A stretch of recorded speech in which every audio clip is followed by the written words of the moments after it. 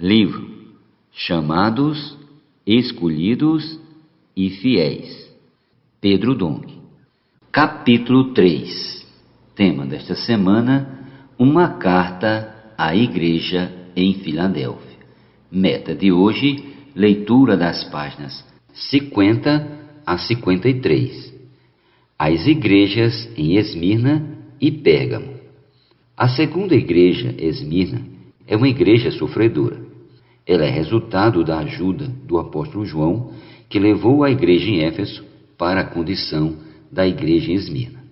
Eles conseguiram entender que o ministério de João leva as pessoas para o Espírito e para a vida. Por isso gera o amor. Essa igreja foi muito fortalecida, todavia também foi muito perseguida.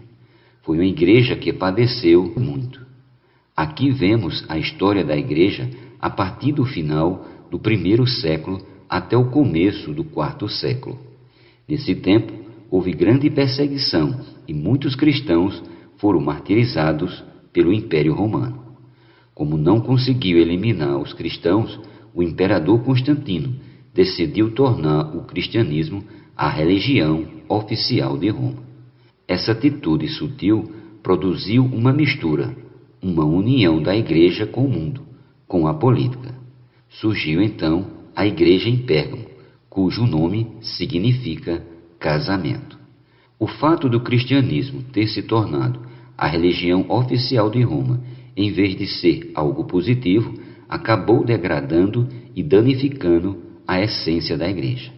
Vemos que essa igreja passou a sustentar duas coisas que o Senhor odiava: a doutrina de Balaão e a doutrina dos nicolaítas. A doutrina de Balaão refere-se à contratação de profetas que falam a favor de quem os contratou. Quem paga quer ouvir aquilo que o beneficia e lhe agrada. Entretanto, um profeta de Deus não mercadeja sua palavra, mas transmite aquilo que o Pai tem para dizer à sua igreja. Portanto, temos de ser prudentes mensageiros de Deus que sempre buscam agradar-lhe por meio das palavras que saem de nossa boca.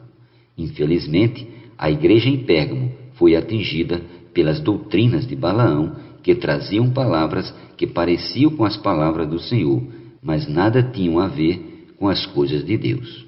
Desde essa época, os nicolaítas introduziram hierarquias na igreja.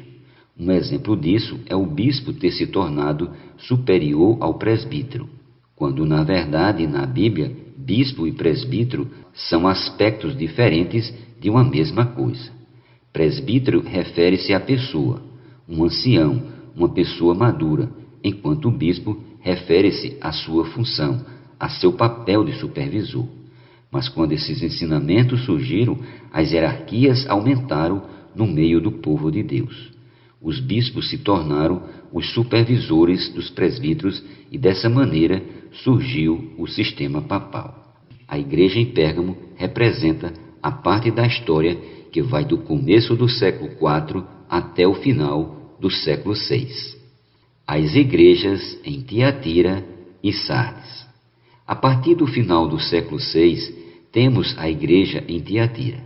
Essa igreja não só herdou os problemas das igrejas em Pérgamo, como também tolerava o ensinamento de Jezabel, que ensinava os servos de Deus a se prostituírem espiritualmente, adorando ídolos. Isso tudo trouxe mais degradação à igreja. Após Tiatira, no início do capítulo 3 de Apocalipse, temos a igreja em Sardes, cuja história teve início no século XVI.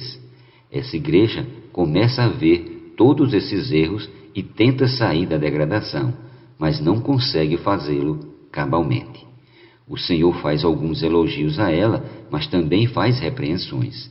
Todavia, o que vemos em toda a história da igreja é que mesmo na era das trevas, sempre há um grupo de vencedores, um grupo de pessoas que não se contaminaram com as coisas negativas e que sempre mantiveram a pureza diante do Senhor. A condição dessas duas igrejas e das igrejas em Filadélfia e Laodiceia continuará até a volta do Senhor.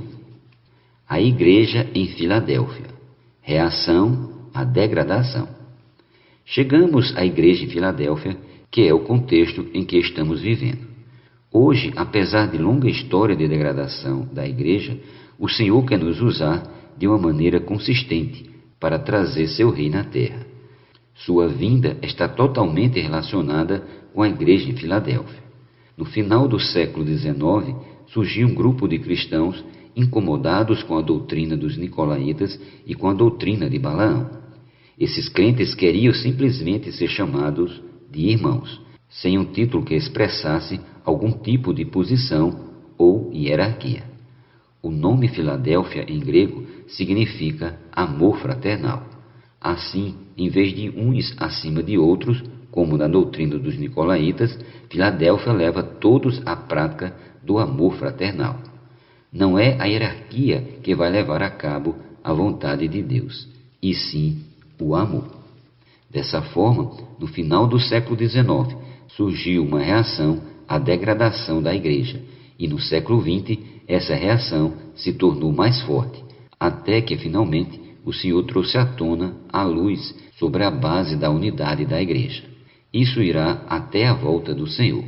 Hoje estamos nessa base, nessa linha, mas consolidados sobre os ombros de todos os irmãos que foram usados pelo Senhor no passado para nos dar essa base tão maravilhosa.